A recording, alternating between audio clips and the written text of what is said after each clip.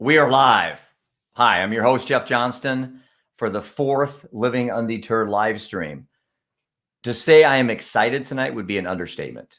We have two awesome guests, and I'm calling the show tonight, Breaking Down the Walls of Addiction.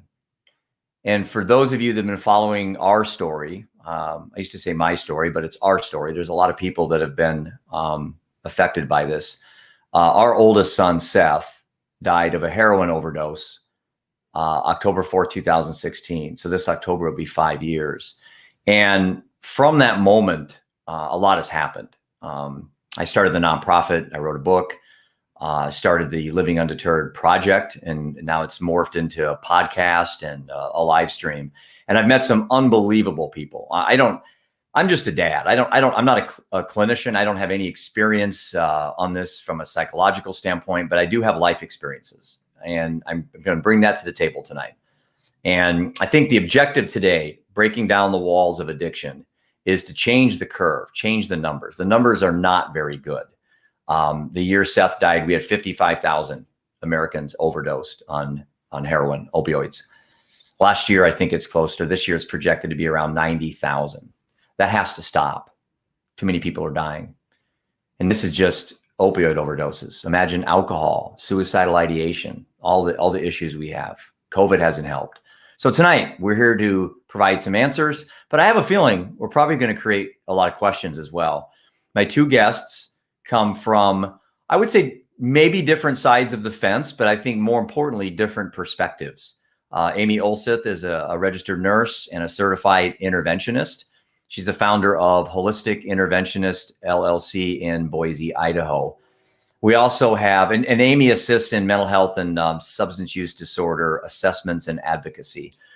And then Patrick Moore is a licensed professional counselor from Roswell, Georgia. He's the author of this book. And yes, these are all marks that I have in the book that I thought were very valuable information for me. He's the author of Prehab, Leveraging Perception to End Substance Abuse. And he's a researcher for cause-based solutions to identify and intervene before symptoms occur. So tonight we have the best of both worlds. We have Patrick, who is really interested in what I call prehabituation before it becomes a habit. And Amy is in the trenches. She's dealing with rehabituation.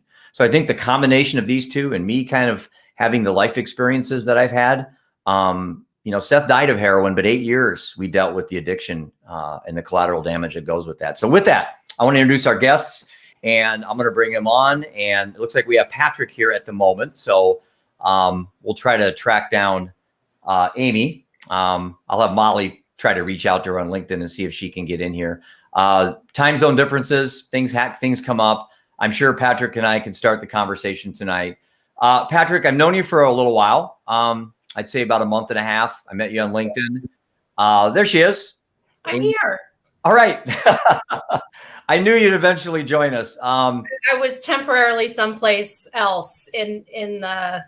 Anyway, I'm here now. The video, I can hear you okay, but I don't see you on the video. So we'll proceed until that gets corrected, maybe on your end, or we'll see what we can do there. But so Patrick and Amy, again, I introduced you already. I went through a little bit about your background and kind of what your mission is and your passion. Want to thank you both for being on the show tonight. And I think the objective here is the same for all three of us, and that's to change the numbers. The numbers aren't good. It seems like when you look at suicide, you look at substance abuse, you look at mental health, you look at the quality and well-being of Americans is arguably the worst it's been in a long, long time. And until things start to change, I think it's foolish to think that they will without effort. So tonight, I want the people that are going to be commenting and have questions for us to be very open on this topic. I have two experts, like we said, in the area. So Patrick and Amy, I'm gonna start off with the first question. Actually, I'm gonna have you guys, if you don't mind, introduce yourself for about a minute, a little bit about why you think I drug you on this live stream, and then I kind of have a softball question to start things out for tonight. Okay. Love the topic. Love the first question. That's enough for this. This will be. I think we can go way down the road on this in a hurry, and I think we're exactly the kind of people that can do it. As a matter of fact, I'm convinced it's going to be people like us. As I wrote earlier this week somewhere, the cavalry's not coming. There's not going to be a grant. There's not going to be new research. There's not going to be a new anything. We're going to have to be the ones that blaze the trails and figure out what's going on and do something about it. And I think we have a chance to do that. So I'm looking forward to addressing the question. Patrick, what really got me interested in your story was some comments you made on social media, and you're kind of a trailblazer. Your book is not brand new. It's been out for over a decade, right? And 40 years, yeah. And the information out there is very timely right now, but it seems to me that needs to be kind of revisited. You have a lot of research and studies and evidence at your time that you spent with some students at Kennesaw State University. I think you have about 5,000 students that you did research on. You've got some very encouraging data that goes kind of in hand with the first question I have. And we'll see if Amy, can you hear us okay?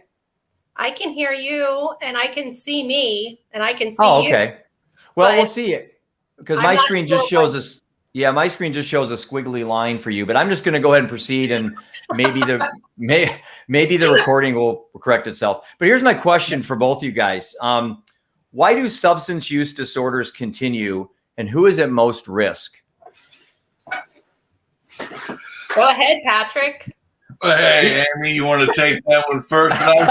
Easy question. Okay, I'll go ahead and take that one first. Yeah. So I think we're all at risk. I'll say that in a blanket way. I think it's difficult early on without doing some back work to know if you are at risk yourself. There are ways, as I'm sure Patrick can talk about, to determine if you are more at risk based on how you perceive things, how you perceive risks and benefits around you. As far as why it persists, a couple reasons why. First of all, I think that we're late in addressing a lot of the issues. So we're addressing on the acute phase, end stage of the illness, rather than getting ahead of it while there's some opportunity. And way that may sound very simple as far as education and prevention, but it's not just having education and prevention, but it's having evidence-based models in which to deliver that education and prevention to not only at-risk people, but society in general. So until we start working collaboratively, all from early prevention to late stage disease, until we're all willing to look at the entire continuum and address it along a continuum like any other illness that we do, I think that we're just battling against ourselves and not really getting anywhere. I'd say exactly the same thing. I'd say who is at risk? Everybody. Who is literally at risk for severe substance use disorders or severe addiction? I would say 5% of the population. Who's at high risk? I'd say 20%. But everybody's at risk because there's this thing called the prevention paradox, and more low-risk people die related to substance use. It's not even substance abuse. It's just substance use. And misunderstanding who they're using with and why.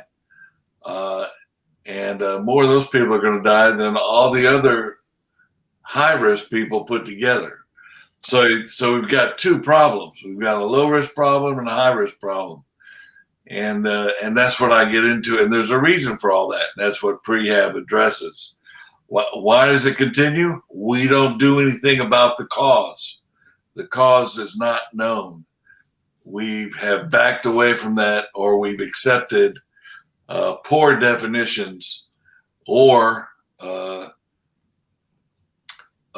reasons that are not scientifically, from a social point of view, valid. Mm-hmm. And the way you test these kinds of ideas is ask the two questions. Is say trauma. That's a popular one. Is trauma necessary for addiction? No. There's plenty of people that handle trauma just fine that get addicted and will die from it. And there are plenty of people that have trauma and get through it. And addiction. So there's all kinds. Is it necessary? No. Is it sufficient? No. It takes action and development and exposure and experimentation and time and money and effort and action and social connections, all of those things. So the idea is we're the ones that are prolonging, making sure addiction continues by not addressing the cause of addiction. I like the way that you talk about autonomy and dependence. And for people that aren't familiar with those terminologies, how would you define those two words, Patrick? Well, I would, autonomy is just the ability to make your own uncoerced, independent decision based on your principles and growth without outside influence. Dependence is like being a slave. You're captured and you cannot, and the choice has been removed, and you do whatever your slave of says. Yeah. So, dependence and autonomy. So obviously we want to promote autonomy and intervene on dependence. So that means we have to see what are the outcomes, how do those outcomes happen? And that's what prehab is. There's not one cause to addiction. There's really two. Mm-hmm. So the easy way to say the cause of addiction is mistaking a dependent pattern for autonomy. That's what addiction is. That's why it's hard to deal with. That's why we can't prevent it, because we can't see it. And when it does happen, that's why Amy's job is so challenging. Mm-hmm. So how do we get ahead of this thing? And so we got to go treat the cause. So what does it look like? Well, there's really just two things. It's not trauma. It's not that kind of stuff. It's not genetics. It's not the environment. That's everything. So what is it? Well, it's our risk response system, basically our gifts. And there's two gifts everybody has. We're able to make decisions based on risk and benefit. That's the y-axis. Yeah. That is one variable. It's really an attribute of the risk response system. That's the variable. So the most important from my study of the many attributes of risk response, there's Amy. Yep. Is risk response. That's the main one. Nobody can decide on the main one. Even the guys who invented this stuff and found it through experimentation, they know them all, but they don't know what pattern to put them in. As a recovered person and someone familiar with both ends of the disease continuum, it was a piece of cake for me to put these things together. I recommend instantly for anybody that's at risk, because I took the journey myself, which I took, and I thought I was doing a good job. Everybody else knew but me. We're the last ones to know. It's a hideous disease that way. Yeah. And yet we prefer to, like polio victims, keep trying to improve the iron lungs. If I had polio, I would thank you for the iron lung. I'd rather you remove the cause. That's what we're going after. So this risk benefit is one attribute, and the x-axis is simply our ability to notice what's new and our ability to habituate or become familiar with something. That's one attribute, new to familiar. Over time, new becomes familiar. That's it. So Amy, I have a question. Thanks, Patrick. again, I've read your book, so that kind of resonates with me. But for people hearing that for the first time, they may have to work their way through that. But Amy, question for you. So my son's a competitive college golfer. And I'll tell you why I'm telling you this story. Okay. I do have it, unless you're a golfer and you want to talk about golf. I know you are, Patrick. That's why I didn't ask you, because we would never stop talking about golf. So when my son was younger, he struggled with going in the bunker. And I write about this in my book. And he was struggling. And so one day I said, Ian, do you know how to be a great bunker player? And like all kids, he thought, well, I'll trick my dad. I'll answer it. I'll use a different club. I'll swing harder. I'll do all these mechanical things, And I said, no, Ian, there's an easy way to become a great bunker player. Just don't go in the bunker.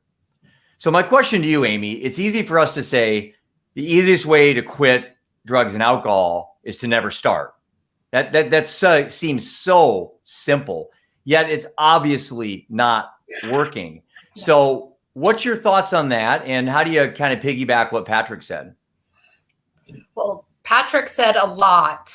And it is overwhelming. So I'm going to try to answer that question and break down a little bit what Patrick said, the best that I understand, the best that I can. So when we talk about an adolescent, which your son was what, 17, you said? He was 23 when he died, but Ian was about 14 when I talked about the golf metaphor, but Seth was 16 when he started Adderall. Okay. So what we're dealing with in adolescence is tricky, because you have someone that is striving for autonomy and independence and trying to navigate their way in the world. So that's what we're dealing with. And it's really just a ball full of gifts is how I look at adolescence. And they're going to continue to explore new things and try new things. And as long as those things lead to positive results, they're going to continue to do them. And so that's where you look at risk benefit. You start learning it from a very young age. And so when you talk about a kid not wanting to do something or wanting to do something, they're going to try it out. And if they get something positive from it, then they're going to keep going with it. But it's not necessarily positive in the eyes of parents or society. It's positive in their eyes. And so they're feeling good about the outcome. So as far as starting use, if they're in an environment, and this is where Patrick and I disagree a little bit, is I do believe that environment plays a role, because you try things that you're exposed to. Mm-hmm. And so if you're in a home, in an unstable home where there's access to substances or things are normalized, or you become accustomed to instability, then that might feel safe and that might feel positive to that adolescent. And so they go and they dabble in it. And if nothing bad happens and maybe they feel pretty good, then they're going to do it a little bit more.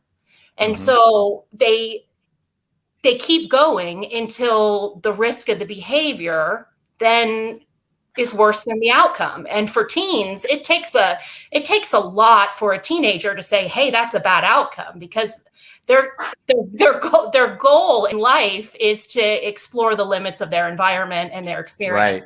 Right. And you said the word explore, and I think that's a key dynamic here, because we assume that kids do these things to escape. We assume that kids are doing this because they're abused or they're not happy. And a lot of times these are perfectly content, happy, successful kids that at a party, there are 4 points, they're on a football scholarship in college, and all of a sudden somebody offers them marijuana and it happens to have fentanyl in it, or a pill. Here's a pill, here's Xanax, and it's got fentanyl in it, and then they're dead. And so a lot of times, I think that's what Patrick alluded to, is a lot of times the deaths we're seeing aren't the ones that have the biggest problems at the highest risk. No, it's the ones that just dabbled. Lower risk. Yeah. Lower risk adults that, like you said, often are highly intelligent and they're seeking and exploring. And so, that's part of the stigma that needs to be crushed, that it's the bad kid, it's the abused kid. That's not the case. That's not what I'm seeing in my practice or my work with adolescents. Are you concerned with the eventual legalization of marijuana everywhere? I mean, do you think that's just going to make it that much? If the numbers are going in the wrong direction anyway, and we have Obviously, marijuana now just becoming very more popular in a lot of states. And then right behind it is probably going to be psychedelics. I can definitely see that being end of life therapy for Alzheimer's, for ADD. There's already lots of research out there that psychedelics are eventually, some of the biggest IPOs on Wall Street have been psychedelic companies right now. So, I mean, I can't have our head in the sand. These things are coming. Vaping, something that when Patrick wrote his book, vaping wasn't even on the horizon. Now vaping is out there as another little door that these kids can crack. My high school, where my kids go to school, where Seth went to school as well, I think 2 years ago, they had confiscated over like 200 vapes in one day. And I didn't know what a vape was. And I'm a dad that went through all this, and I should know, but I didn't. And so that's another thing that's on the table. Does this stuff worry you guys? Oh, I'm worried. I'm very worried. I'm worried because when I do intakes with various ages, I've noticed a shift just in the past 5 years that when I talk about substances used, people aren't even including marijuana on their drug list. They're not even viewing it as mind altering. And not only is it mind altering, we don't have to get too much into it, but particularly to a developing brain, an adolescent brain, we're not even giving the brain a chance to fully develop before we're altering it. And so the general view of marijuana in regards to how it relates to our youth it is very concerning to me. Patrick, do you see the social acceptance of all this? I mean, I know you watch the Super Bowl, there's 20 commercials on alcohol. It just seems to be so acceptable. Mom and dad are drinking every single night. And I think kids see all that. And then, I'm kind of in defense of what Amy said about the nature and nurture situation. There's no question. I think parents kids feel validated when they see mom and dad drinking and maybe even parents that smoke pot. I mean, to me, that's beyond belief, but I know there's a lot of parents that do that. And kids see that and they probably think it's okay. Well, one of the similarities between us is we're all parents. Yeah, good point. Yep. Well, that is a huge concern for me as a parent. And I was completely wrong the way I handled it by saying, here's where you got to be cautious. Here's why you got to be cautious. Here's where you got to use good sense. Here's where I cannot help you. Do not get in this situation because I cannot get you out. So I warned them. I gave them the facts. I preached caution. I could not have done a worse job. I thought I was doing a good job, but I wasn't. I didn't really know what I was talking about. So instead of discussing the environment, I needed to discuss them. Here's why you make these choices for these reasons. And if you're going to think this way, here's where you're going to end up, and you're not going to like it. And you may not survive it. And if you do it this way, you can try anything, but you're going to have to be honest with yourself what you can and cannot control, and if it's really beneficial or not. And if you can't do that, you're going to have special help. And I would have gone down that road today if I'd had that. So the environment, there's a lot of weird things in the environment, and there's going to be more. Yeah. Arm them with the facts about themselves and how they're developing and why they do the things they do, and they can go anywhere. It's kind of like the old, I can go catch a fish with you and you can eat one day, but if I teach you how to fish, you don't have to eat anymore. You'll be fine wherever you go. Mm-hmm. So that if I can help somebody learn something about themselves, which is exactly what we all try and do, but we have a special challenge. We don't work with well people all the time. So we work with people, how do you work with somebody? So I wrote all these things down. How do you overcome self-deception? That's not it. That's a hard question. You beat them, feed them chemicals. That's what we do today. Yeah. Adderall, here you go. Let me help you out. I'll give you a prescription. Don't call me on weekends to get it refilled. Well, thanks, Doc. So it's before I start getting in the rant. Yeah. No, I understand. I understand completely. And if you guys read a book by, I think it's Andy Norman, it's called Mental Immunity. I like the title.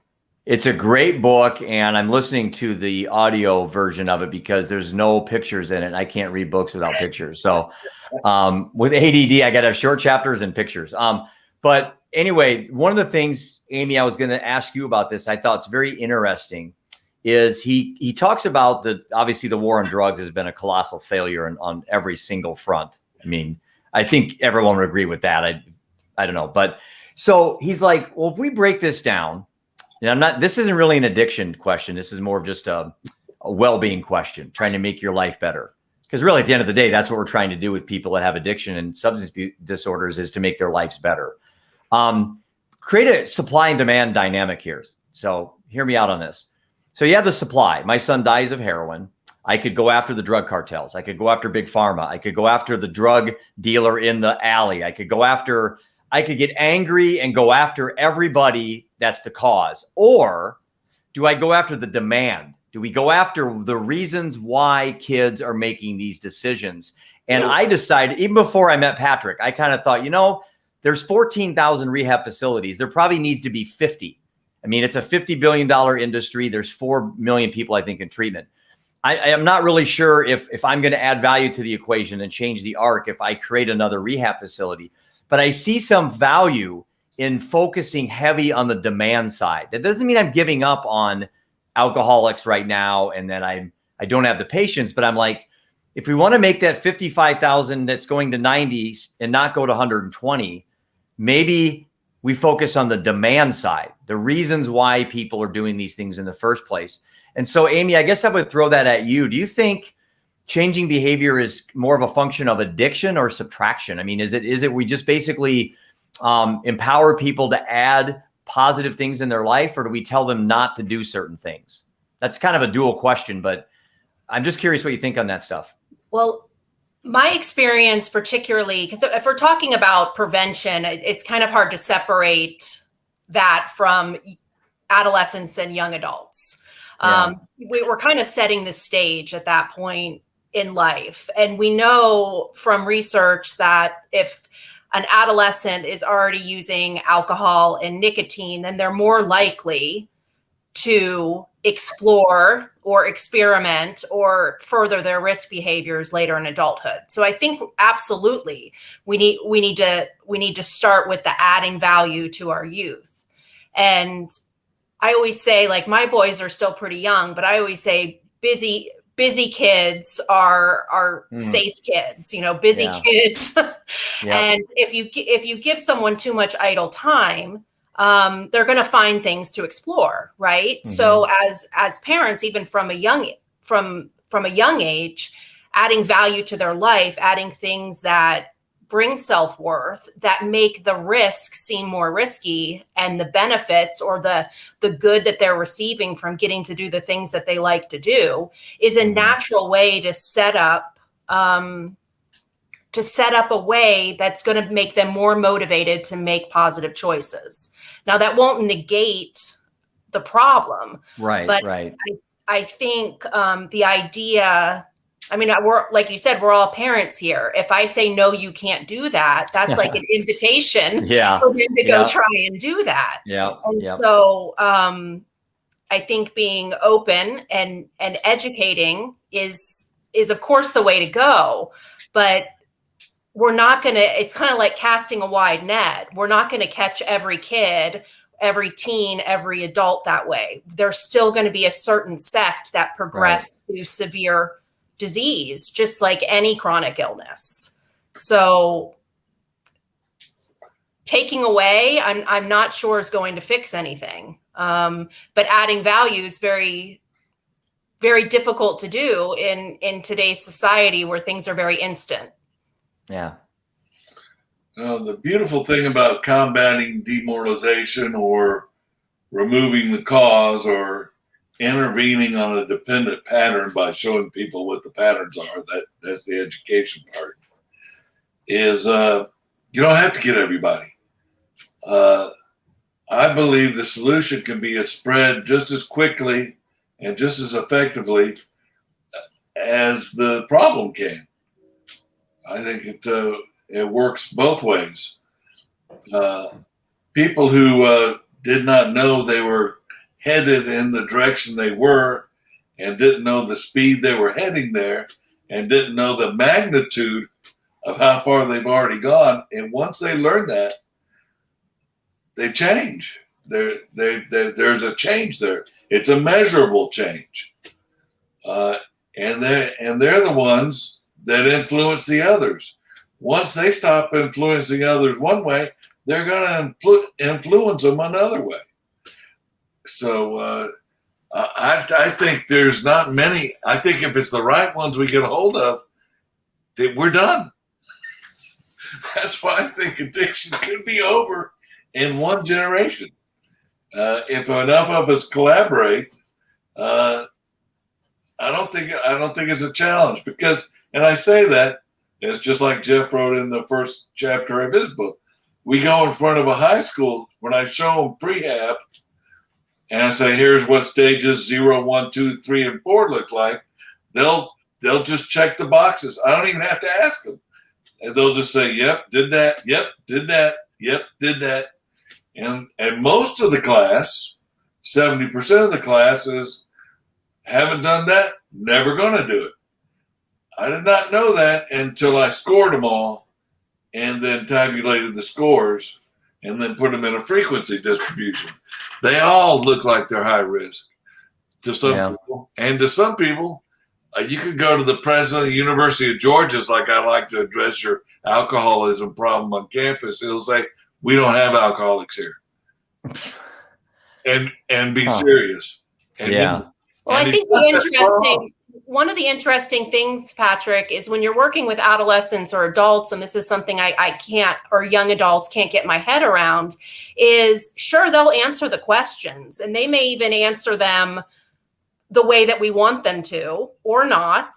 But it's very difficult. I mean, until we follow that throughout their lifetime, it's difficult to predict if what they're scoring themselves as is going to be how they actually progress through life. I'll tell you which ones are going to die, and the rest of them won't. That's kind of what it boils down to. So I'm looking at it a little bit bigger. I can't walk into an AA group and tell you who's going to win or lose. You're right that way.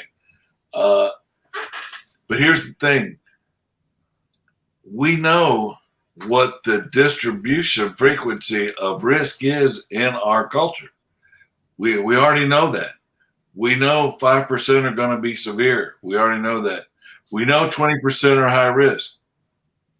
It's valid.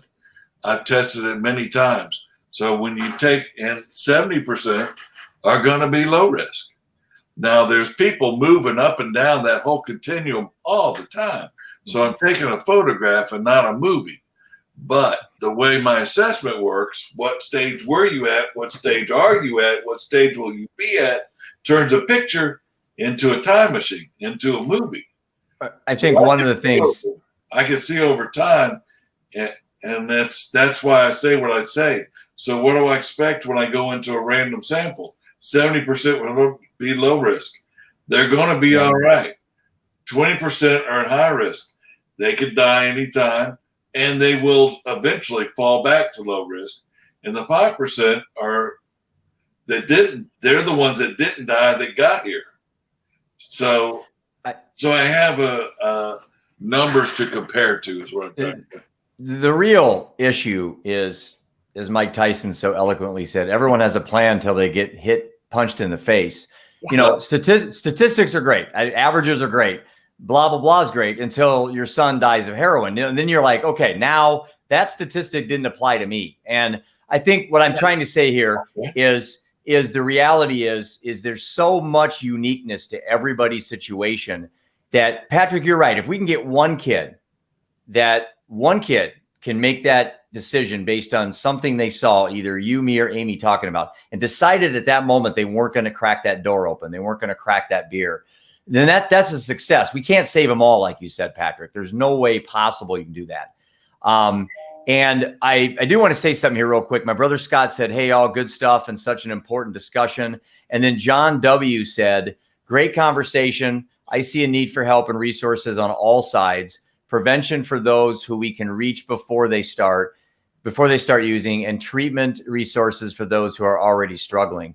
I kind of feel both your pain. I see Amy's angst and frustrations in repeatedly dealing with, and I have this in my, 8 years of dealing with this. I've seen the deception, the lies, the things that they say to hide what they're telling, what they're afraid to talk about. I've seen sexual abuse get deferred for 30 years. And then finally in their 50s, they come out with it because they were just ashamed to bring it up. So what I'm trying to learn through this whole thing is that if I can just pick from each individual expert's background and stories and can kind of relate that with my personal story, then maybe we can help that one person. That I opened my book, Patrick and Amy, about a story at Prairie High School talking to freshmen. And Patrick, you've done this all over the country. And after I was done, a lot of kids were very, thank you, Mr. Johnston, whatever, pat me on the back. And one kid was standing off to the side. And I noticed when I was done speaking. So I waited till the group cleared, and he came up to me and his eyes were all swollen. And I said, did I say something to hurt your feelings? Because he was a child. And he said, handed me a note, and he said, stay strong, Mr. Johnston, stay strong. And he alluded to tell me he was 14 and been in rehab. He was an alcoholic, and so were his parents. And it hit me like a ton of bricks. 14 years old, and he's already an alcoholic. And I thought to myself, okay, I'm the one here that's supposed to show strength and all that. And I'm a big puddle of tears because a 14-year-old really humbled me. I thought I knew it all. I thought I saw it all. And I said, he can't be the only 14-year-old alcoholic in the United States. So I guess my question is, I told you that story to kind of paint the backdrop of where my passion is. And that's obviously with the kids.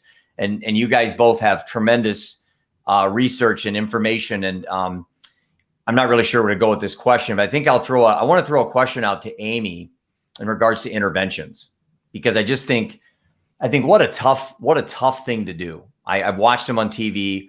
I've seen two in my life personally in my family. They haven't gone well. I honestly can't tell you I've seen one that has gone well, that ended and that's ended well. Amy, you got to have many success stories. I'm 0 for 2 on them. So I think Patrick knows how we get to the stage not to have the intervention, but now we're there. Now we're dealing with the 35-year-old alcoholic housewife. How do you get the interventions to work, Amy? I mean, I guess what's been your experience? What's been the thing that's got them to stop, to change behavior? Okay, that's a great question. Thanks, Jeff. The first thing I say, the first rule about interventions for me is I can't take credit for the success, and I can't take credit for the relapse or the failed treatment. Mm-hmm. And the reason I have to do that is because I have to make it not about me, or I'll have no success, or I will. Then it becomes about me, and it doesn't work. I am successful, and I believe that a lot of that is because my intervention style, though I've been trained in a few, my intervention style follows the nursing process. So everything that I lead into is from a nursing perspective, which is, 16 years as a registered nurse, and I've encountered every type of person you can possibly imagine. Yeah. And it makes me very comfortable in general dealing with a variety of personalities and situations. And one thing that you don't see on TV is you don't see the rapport building that can occur between an interventionist that's doing more of a holistic approach versus somebody that's coming in to do a surprise intervention. Oh, yeah. So I'm not, it's not me and the family against an individual. My goal for any intervention case that I take is to actually connect with the individual, to prime the family in a position where I can get on the phone or on a phone call or on Zoom or in person with the actual person that we're trying to intervene on. And a successful intervention to me is one that doesn't have to happen in that sort of cliche manner. You're right. So I have successfully gotten many people to treatment simply through motivational interviewing prior to the main event, if you will, where we're going through their state of wellness, and through my rapport with them, through my compassion and empathy for the individual, I'm able to connect to them on a level where they believe that potentially things could go well for them. And then you're tapping into a potential benefit. And I do this by going through not just a nursing assessment, but through dimensions of wellness. Where are things going well for you physically? Yeah. Where are they not? And kind of walking them through their own dimensions of wellness. And I'm not trying to say I'm a miracle worker, because I am a low volume interventionist. But what I will say is that the majority of folks say, you know what, Amy, can you come get me? Can we go? And I take them myself. I have to think both of you think the umbrella over all this is mental health.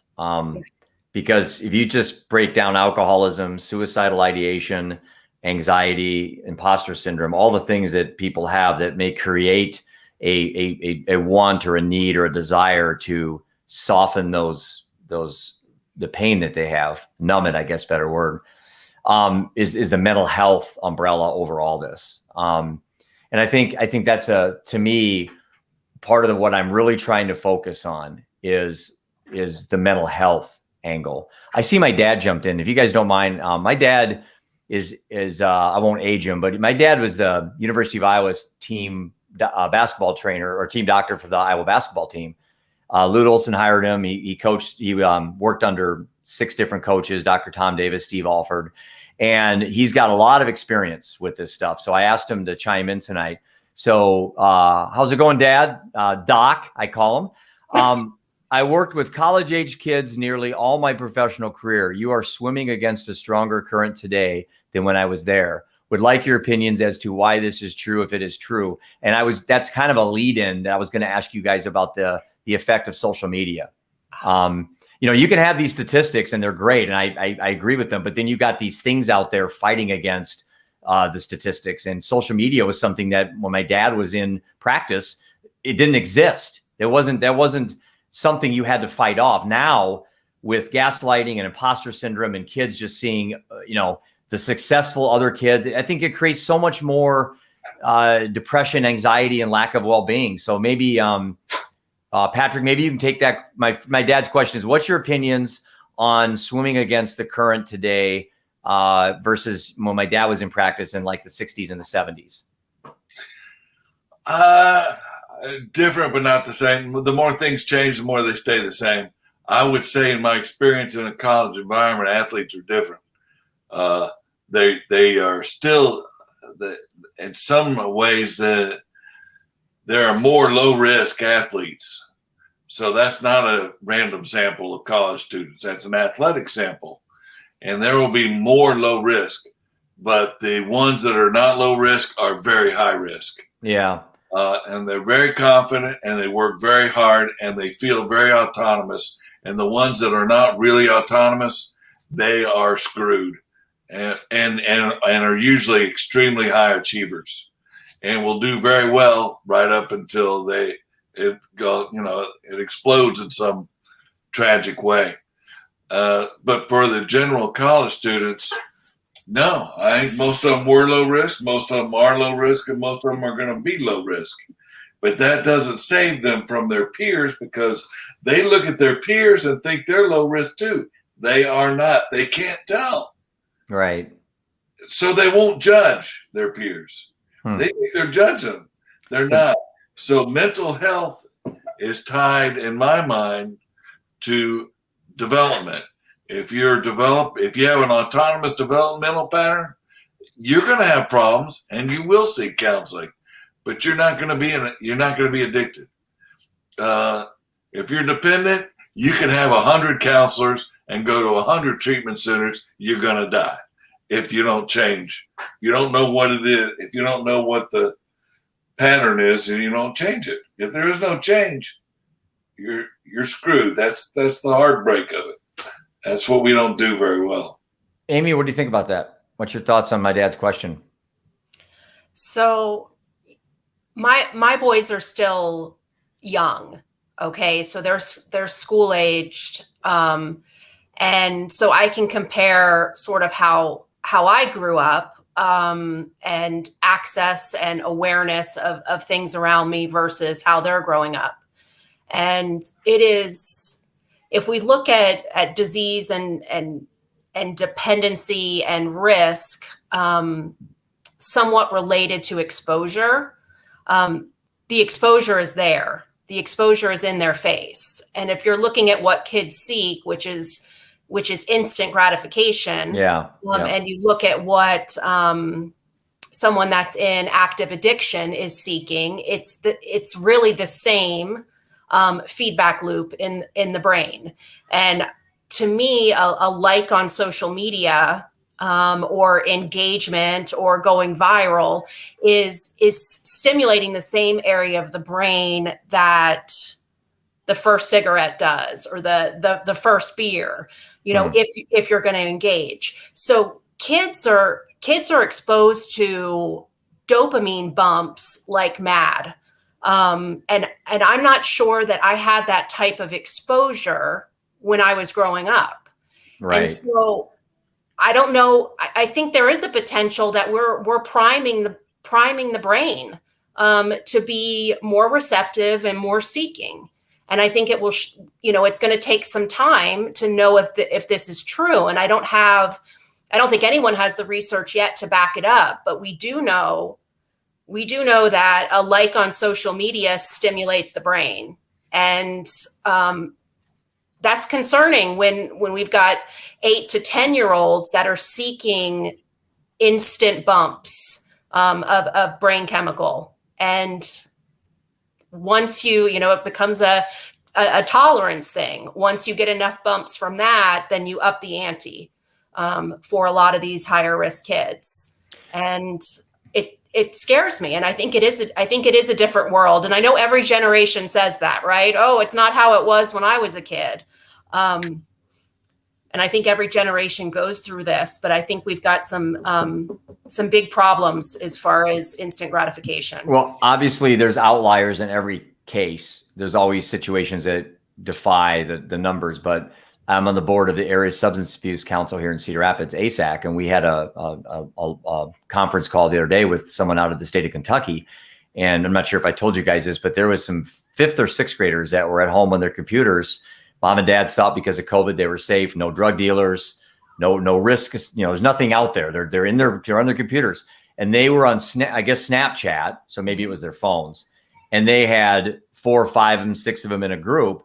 And they somehow, a drug dealer, somebody that was selling Xanax, got into this Snapchat room and persuaded one of the kids to order Xanax. The kids didn't know what it was. I'm sure they Googled it, because now the internet is your doctor. It could tell you everything. Right. And again, when I grew up, we didn't have that. And they ordered Xanax. It came, and one of the kids went to the other house and got it, and it had fentanyl in it. And 5 kids died in one district with Xanax loaded with fentanyl. So there's an example where that's just an unfortunate, very tragic situation. But if I'm a parent, now my kids, one obviously is gone. The other 2 are 21 and 18. I kind of think some of these ships have sailed in regards to some of this stuff.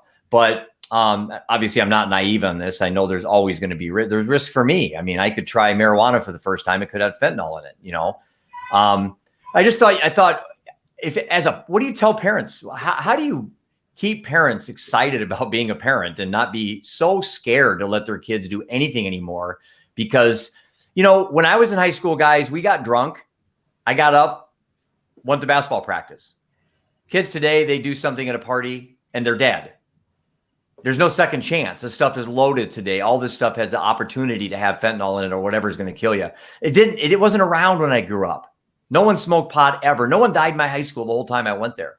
I bet Prairie's had 3 kids since my first son went to high school that have died from overdoses, at least 3. So there you go. I guess that's not a question, but I guess, so where do we go from here? We have like 30, 40 minutes to end the show, but I mean, what's the future look like? How do we get this thing going in the other direction? I think we need to be talking to parents, and that's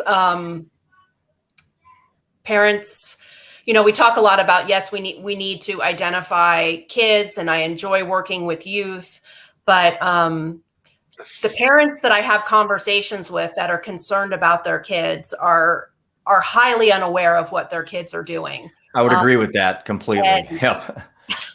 I think there's an extreme there, but where some people are overprotective and causing more harm than good there. But as parents, since we're going to give our children technology and give them access to this, it's also our responsibility to monitor it. And what I do know is that boundaries and parental monitoring does have a positive impact on kids. And if we're not able to set those boundaries and provide monitoring on those devices, then we've got a parenting issue going on. And that needs to be addressed as well. When I talk to parents and they're concerned about their 10 or 12-year-old might be experimenting with things, one of the first things that I assess is their access to devices. And what I get told is, well, I can't take their phone, or I couldn't possibly do that. And I'm thinking, how can you possibly not do that? The good thing about technology is there's ways for parents to keep a pretty close tab on things if you're going to offer it. But it takes the ability to want to know, and it takes time. It takes time to set that up and time to monitor it. So we have to accept the world we're in. And I think parents need a tighter rein. I really do. And Patrick, what's your thoughts on that? Sorry, Amy, go ahead. No, it's fine. I think the answer for me is to remove the cause. So how do you do that? Well, you have to look at the three of us. That was had a fun time this afternoon modeling all this out. And what makes sense to me is Jeff's an advocate. Amy intervenes. My goal is to combat demoralization or remove the cause. We each, my biggest problem with my goal is to have an audience in front of me, a captive audience. Yeah. I need a captive audience. I can't attract them. Nobody's going to watch my video. I watched it, Patrick. Yeah, you have two people that watched it. I watched that, Patrick. I don't need you to watch them. I need you to show them. And dig this. This is how it works. This is how we're going to do it. I think this is the answer. I know Jeff has some ambitious plans coming around. And you both know about him, and you both are going to be part of it. And he's going to put butts in seats. That's what I need. Yeah. I need Jeff for that. I need him to tell his story. Now, telling a story and telling a story are two different things. A lot of this, I hear a lot of 12-step stuff out in the community they don't know what 12-step stuff is. So I think there's some magic in telling a story. There is not. There is magic in having a solution, and that's part of the story. Most of the story, but if you don't have that, you're not there. That's a problem. So that's where I want to come in. I want to be the solution side of Jeff's story when he talks to the random people, the right people, I believe, that will come to see him. Amy, you deal with families. Yeah. They're sick people. They're very, very ill. I love them, but I don't treat them like well people. They look well. They are not. Do not be fooled. Correct. You're the one there when they get pressed to the wall and you have the stage, they have to listen. They will pay you to please tell us what happened, what do we do, and everything else. Please clean this up. And that's when you can arm them with the facts. And they will in turn arm others. So you have access to the families. Doc has access to the schools. The association you have, and so on, treatment centers for Amy. So who do you have access to? And when we when we work together to access those populations and we capture students, high school students, college students, athletes, dorm, freshman orientation, whatever kind of list you want to make, and the people we know have access to that, we work together, collaboration it's called. Yeah. We get a DUI judge and so on and so forth. The community changes. I've seen it. So when they see this, they say, well, I was a 4, I am a 4, and I'd like to be a 0, intervention over. Do you have to carry them to treatment? No. They know where the treatment door is. They have a permanent invitation. Well, the beauty of what you guys are doing is, imagine taking, Patrick, what you are passionate about, getting in front of every single kid that we possibly can before the age of whatever, 15. Age of first use is 14 in the United States. Pick an age. Okay. And then those that kind of don't make it through, or in other words, make it through, they get in trouble, they get addicted. And then we have Amy there. And if Amy can help them, then we have somebody that's been through it all. And now they're at a certain age of their life. Like, I quit drinking at 52 years old. 52 years old. I miss you. And it was the easiest thing I've ever done in my entire lifetime. And as an alcoholic, I have a dog named Camus. I have a cat named Opus, my 2 favorite Cabernets. I have a bottle of Camus 1 next to my bed. Now, every AA meeting person would say, Jeff, I drink non-alcoholic beer every night. But here's what I'm trying to tell you. I found a reason to quit when my son died. That was my why. That was my activation. I probably was heading to the bad road, the bitter road, if I wouldn't have just decided, you know what? I'm going to do this for my son. And I tell people this, and Amy, I'm sure you tell people this too when you're in your interventions. Every single person has a why. They just haven't found it yet. Your why could be your aging parents. It could be your disabled younger brother. It could be a high school friend that died of ALS, like I had happen. A friend my age, 2 boys, that he left. We all have a why. No, we just got to find it. We have goals. Your goal is to contribute. You can call it your why if you want to. I'm fine. I will. But your goal is not to survive. It is to contribute. Does alcohol help you contribute? No. Does it help you survive?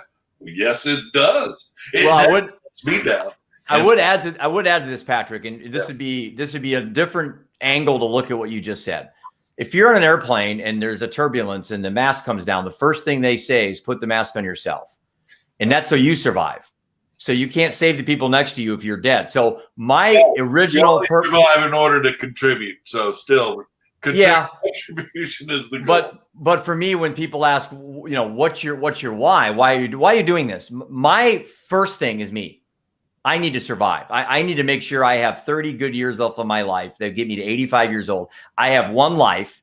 I'm not a believer in the afterlife, so I'm not waiting to die to go to heaven. I'm creating heaven right here, right now. So for me, it's important that I get myself physically, mentally as strong, and I couldn't do it drunk. So I quit. Then it's to honor my son, Seth. I'm not doing this for Seth. I'm doing this for me first, and then Seth. And then Patrick, then I have the world. I have everybody else after that. But that's my order. Pattern. What's that? You have an autonomous pattern. Yeah, I do. And I think more people do too, but they just haven't figured out how to get there yet. In same circumstances, I would be dead if I had a dependent pattern. Same circumstances. I see that. I see that. Different outcomes. Yeah. Depending on autonomy or dependence. So if I hear you, Patrick, I had all this before this happened. You had what all before?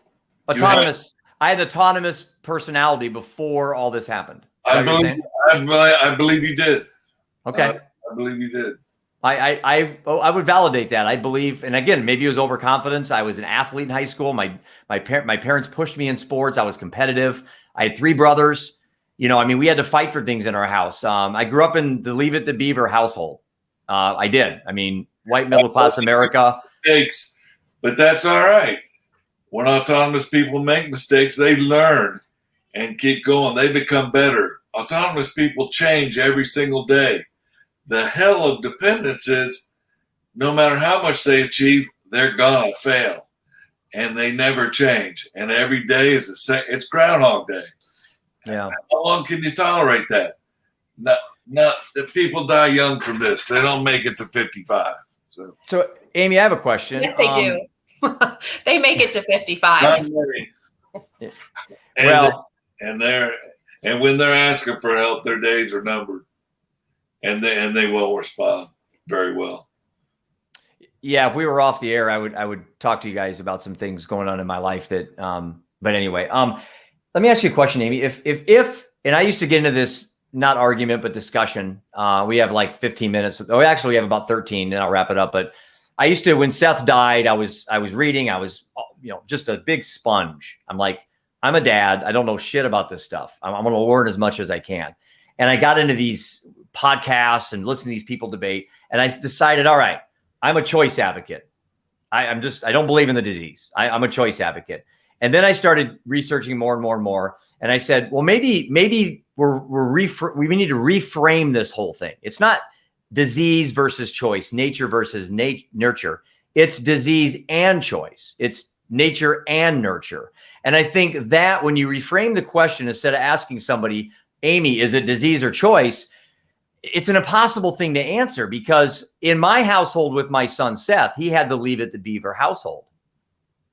But two of my boys decided not to go down that road, and one did. I grew up with the Leave It to Beaver household. All four of us decided that the road. So again, I go back to a question here. I'm going to throw it at Amy. If addiction is a disease, perhaps abuse is a choice. Do you think that has some weight to it? I would say one of my downfalls, Jeff, is that I think it's a gift, but also a downfall when it comes to questions like that, because I reserve everything to individual assessment. I have a very wide belief system in things that contribute to people's decisions and people's actions. And until I meet with somebody and understand their story and understand their environment and their perception of themselves and their perception of how things are going, I'm not sure how to answer that, because I've detoxed 18-year-old girls off of heroin that I would say are not dependent types. I would say that they are that they got hooked because of a circumstance, but the detox is the same. Now, maybe their chances of recovery and not using again are higher, but the wide range of people that I've assisted through acute detox is astonishing. And if I were to try to put them in some sort of category, I would be unable to do that. I have been over and over and over surprised by the diversity of characteristics of the people that I encounter. And I think for some, there is a disease process going on. And I think for some, there's a circumstance that triggers a pattern that hooks them before they can even evaluate that pattern. And I would want to say, yes, we need something to cast a wider net, of course. Yeah. And that's where Patrick's research is so important, because we have to know where to target our efforts. Yeah. But I work one-on-one. I'm working one family, one individual at a time, and I see the uniqueness in their situation.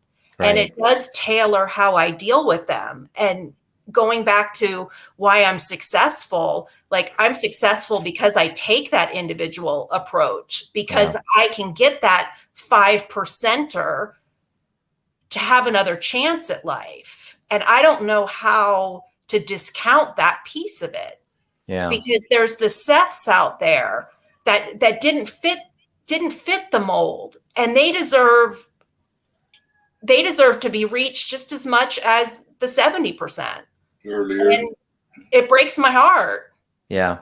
And I go back and I think, you guys know it started with Adderall and then it just kind of progressed. And I go back, and part of what this whole thing has been for me to kind of re-examine the way I don't have any guilt. I don't think I could have done anything differently, but did I miss things? Was there things as a dad that I missed that I can then teach by pulling Patrick's research, by pulling Amy, your obvious, unbelievable passion and patience for what you do?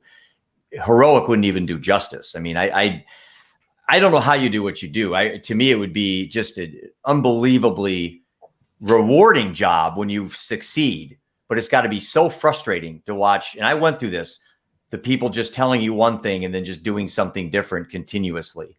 I went to the meetings with a friend that was in down at a rehab facility, and we did a big circle thing where everyone sat around and told their stories. And then we came back a month later and it was the same stories, the same people, but they kept falling off the wagon. So, but again, so as I kind of wrap this up tonight, we got about 10 minutes or so.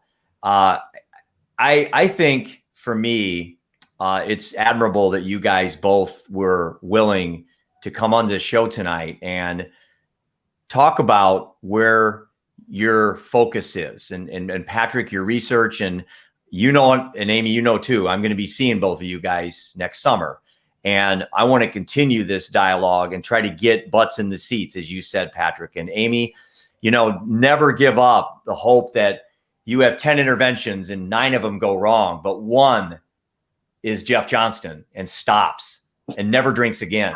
That one's got to be massively rewarding for you.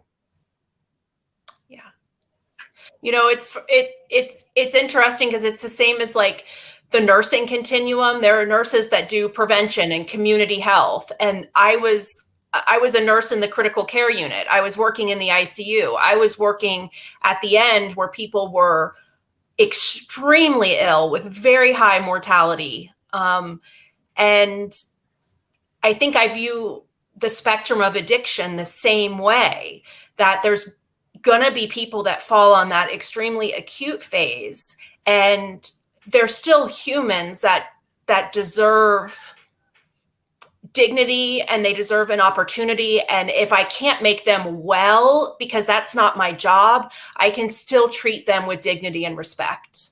And that's what I can give at the end stages of disease. I think one thing too that's great about this conversation is the statistics are so favorable. If a child can get through, I think maybe Amy, you know this better than I do, the age of 18 or something, that they're not dependent on, substance abuse, whatever, that the likelihood they'll ever have problems the rest of their life doesn't mean that they won't die of one incident of laced fentanyl. I mean, but the likelihood, the statistics are very, it's like 80-something% chance that you'll never have an addiction problem the rest of your life. So I think, again, those statistics look favorable. I don't know what the statistic are rates in interventions and getting people to quit. I don't know if it's 20% or 80%, but I know for certain it favors very favorably to go after that pre-18 and get them to maybe never start is too much to ask. But if they did start, here are ways to shut it off here, and again, I think of a big quiver on the back, and meditation, maybe your faith in God, maybe it's whatever it is that you can use as a tool to get you through those things. If you are one of the ones that slip through the cracks. Patrick, I see you want to say something, and then we'll wrap it up. Yeah, I like the question. We got to know the difference between who's a user and who's an addict. So you have to know what that is. Yeah, there's a difference. Oh yeah, yeah. Because of detox, somebody doesn't mean just because they use or even detox doesn't mean they're an addict. So we have to have better categories, and that's what I have as categories. And the reason I have categories is the next part. So that's where I don't have to give them tools. They'll find their own tools. Mm-hmm. They're good at tools. What they need to know is where they were, where they are, and where they're going. If they don't know that, the tools don't matter. There is no amount of support that is going to fix a dependent person. They will use. I could have one alcoholic use 90% of the resources at KSU. It's an amazing thing to see. into fives. I could go on for hours talking about this kind of thing, but that's at the disease end of the spectrum. So the idea is, and I had a counselor let me know she used the XY model and showed it to her 14-year-old. She saw it as like, I'd like to have known this. Showed it to her 14-year-old, not as a tool, just so they could say, here's what happens to people. They go this way or they go this way. Here's why. Mm-hmm. Well, let's do this, guys. I got a few minutes. Yeah. I got about 4 minutes to wrap this up, but this has been a real fast hour and 15. I really appreciate you guys adding your insight to this. Why don't you just give a minute or two? Patrick, will go with you first to kind of summarize what's next for you in your chapter and kind of anything you have coming up on the plate and maybe how people can reach you. Great. I'm fooling around with YouTube advertising and stuff like that, and I like arguing with the other counselors. She kicks my ass every time. But he investigates. That's our similarities between all of us. I was thinking, what are our similarities? Well, we're smart, we're good looking, and all that kind of good stuff. But the important ones are we investigate, learn, and change, and have an idea of what autonomy is. And I can tell by listening and talking to you.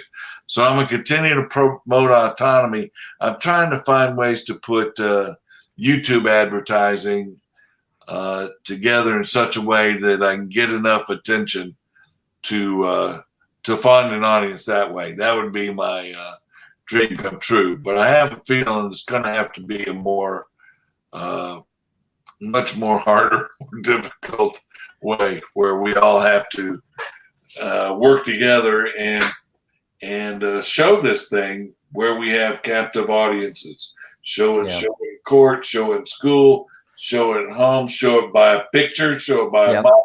I used to have people assess themselves walking by my office. You don't have to see the whole 40-minute presentation. Well, thank you, Patrick. Amy, you got about a minute or two, then I need a minute to wrap it up. Okay, sure. So what's next for me? Well, I'm going to keep working 1 to 2 individuals and families at a time because I have unshakable belief in human potential. So that part of me is never, ever going to change. What I'm doing to capture a larger audience, I do have a YouTube channel now. It's Amy Olseth on YouTube, and I'm putting out some videos that hopefully will be helpful to families, but also to kind of destigmatize the word intervention, because the way I do it is quite different than I think what a lot of people think it is. And I also have some courses that I'm slowly engaging an audience in, and they can be reached on my website, which is holisticinterventionist.com. And one of my courses is on coping skills, because I've learned a lot of different coping skills as a nurse from my patients. So they are awesome tools. And I also have a course for parents of adolescents, and it kind of educates parents on the current risks out there, and then how to, it's my form of prevention, right? How to establish a way to keep communication open with your kids. And it's a lot of activities and date nights, as I call them. And it's a strategy that's been really effective at, you can't prevent your kids from trying stuff, but you can be a safe haven when they have questions. So that's what I'm trying to promote. So thank you. Well, very much appreciate Patrick, your input tonight, Amy, your input. And I kind of look at us as the Avengers tonight. So, you know, we got to go out and make a difference. And this is a good start. But I'm going to be seeing you guys. I haven't talked about my real big plan coming up publicly yet, but I will shortly. And you two are going to be parts of this dream that I have to take, as Patrick so eloquently says, instead of putting butts in the seats, maybe we'll go see people instead. So this will be exciting, and I'm happy you guys are a part of it. But again, thank you very much for what you do, your contribution to the addiction, mental health arena. And as always, keep living undeterred. Have a great night, and we'll talk to you guys soon. Thanks again. See Thank you on you. LinkedIn. See you, Andy. See you, Jeff. Thanks, guys.